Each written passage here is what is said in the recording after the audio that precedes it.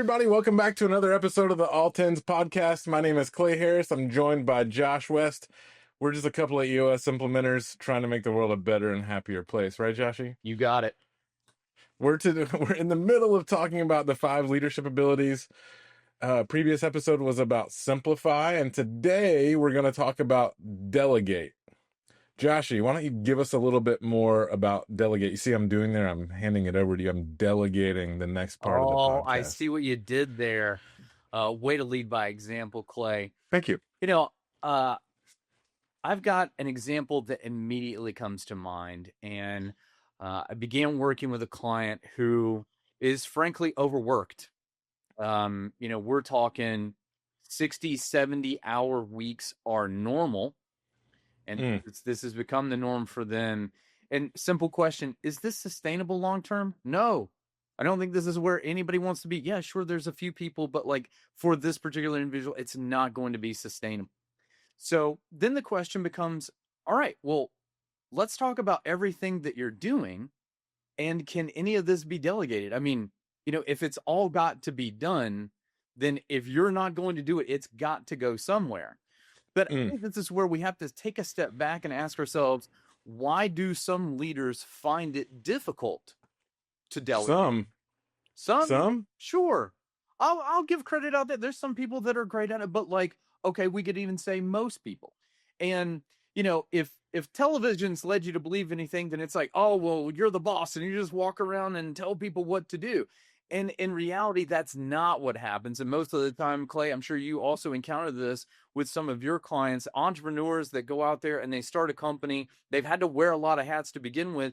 And if they're never dropping some of those duties off to someone else along the way, while inevitably others are coming onto the stack, that's how we get into the situation like my client did, where all of a sudden now there's 60, 70 hours a week worth of work to be done.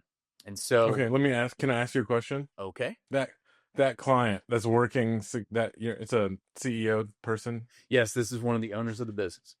Yeah, so working 60 to 70 hours a week. Is that your take? Is that this person is working 60, 70 hours because the business just gotten bigger and they've just kept holding on to stuff? Yep, kept holding on to tasks and never let them go, but took on new ones.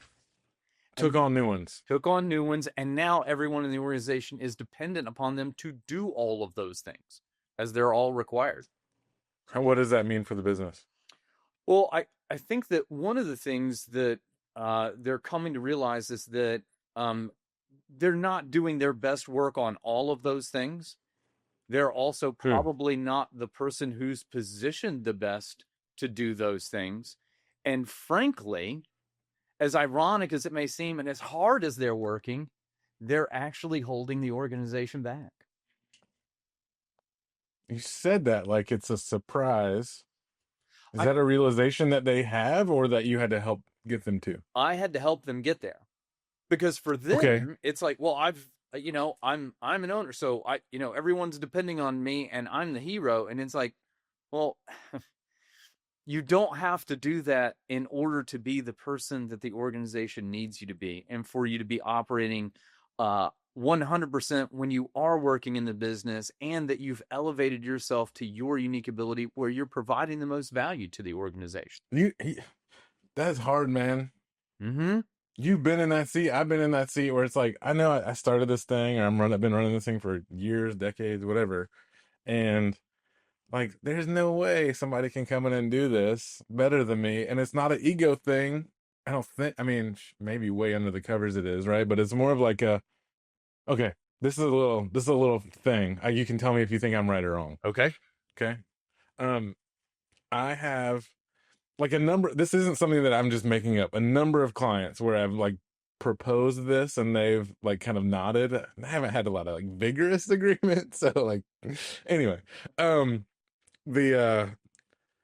there's this thing, like these two ideas that one, when you're on the leadership team of a company that is like kind of entrepreneurial, growing, changing, all that kind of stuff, you're a badass. Sure. Like you don't make it there unless you're good, right? So that's one thing.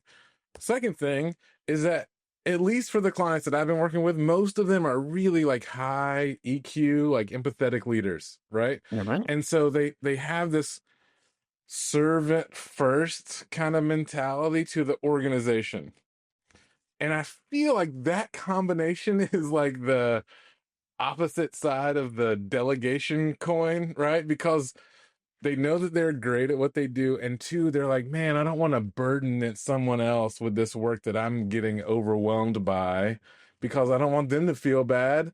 And so they end up, they take on more because it's not even that they don't, I don't even know what the right words are, but they feel bad about delegating. I was going to say, for them, it would be they feel like their heart is in the right place. And part of what we do is help them understand that their head is not. Josh is bringing the fire today. I like it. That's good. How? So, do you have any tools that you use to help people along that? 100%. I mean, you're familiar with the Delegate and Elevate tool. So, first, let's just get it all out. What is everything that you do inside of the business? But then let's be honest with ourselves about whether that's something we don't like to do, or whether we kind of like to do it, or we love to do it.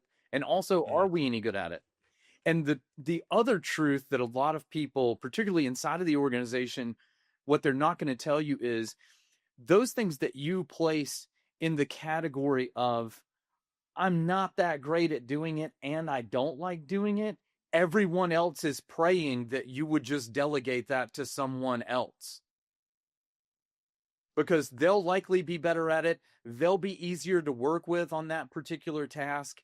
And it's not where you're providing the most value to the company anyway. That's hard to hear, but it's so true. It is. And that's the thing. That empathetic leader I was talking about, who's like, I don't really like this, and I'm not great at it, but I can't imagine anybody. It's a little bit like a egotistical thing too, right? Where it's like, I can't imagine anybody is good at this or is going to like doing it. Right. But the realization, right, of that at the end of that delegate and elevate tool is that the stuff that you don't like and not good at, I promise you, there's someone who will be great at it and love doing it. Your 100%. your your job is to find that person, Exactly. right? And you're not a bad person for letting go of that task. It doesn't mean anything about you. It actually is like the best service to the organization. Yep. You're giving someone else an opportunity. You're letting go of that opportunity cost of you doing that and not being great at it and going and working on something else inside the business that you are good at. This is better for everyone involved. Right. 100%. It's great insight on delegate, Josh. For sure. Any nuggets? I have a nugget I've been thinking about to share with our listeners, but do you have any nuggets before I go? I mentioned it before, but convince yourself if you've just taken it all on your shoulders that it's not sustainable. You're holding back the organization when you think that you're not, and it's time to let go of some of those tasks really and move forward. Yeah. Hit them with it, Clay. My nugget is similar. It's like when you found those things that you don't love to do, don't like to do, you're not great at them, and you start thinking about, all right, how do I get these off my plate? How do I start delegating this work? My nugget is that, well, I'll zoom back just a little bit. Sometimes when I'm sitting in the room with like a business owner and his leadership team, and we're talking about delegate and elevate, I can see like it's like a cartoon where the money signs start going around in his eyes or his or her eyes when you start talking about like, oh no, we have to hire all these people to do all this work that no one likes to do. And you can just see them all be like, well, we can't afford it. And all of a sudden they're telling themselves the stories that have gotten them here in the first place. Right. And so what I we quickly teach them is that when you identify the stuff that you don't like, you don't love, and you may not be great at, the first step isn't just pay someone else to do it. The first step is make sure you're doing this optimally already. It's possible that the process is out of date, it's old, you don't like it, so you definitely aren't optimizing it. You're just like checking the boxes. So first, optimize the process. Second, can you automate it? How can you make this just happen without, it's a new world, a brave new world out there. You can automate a lot more easier these days. Third thing I tell people is like, what if you just stopped? Sometimes if you just stop and see what happens, you'll realize that no one cares. No one was looking for that report. No one was looking at that folder on the server to see if the Excel file was there. It wasn't necessary, and it hasn't been necessary. Those things happen if you can fix the process, automate more, or maybe even just stop. Like that takes care of the majority of the stuff that you want to delegate. And then you have to go find somebody. Less dollars that way, right? Ooh, Clay coming in at the end with the pre-delegation checklist and how to make your life even easier. I just like climbed up on the top rope and like elbowed with the delegation. I love it. I love it. Thanks for dropping Wrestling that on the metaphor list for the there. end of the podcast. I think that'll bring us to an end of this episode. Thank you so much again for joining the All Tens podcast. Wherever you listen to us on your favorite streaming service, please remember to rate the episode as we have named it All Tens. Obviously, we're aiming for tens, but let us know how we can improve, what else you'd like for us to talk about. And until next time, we'll see you, Clay.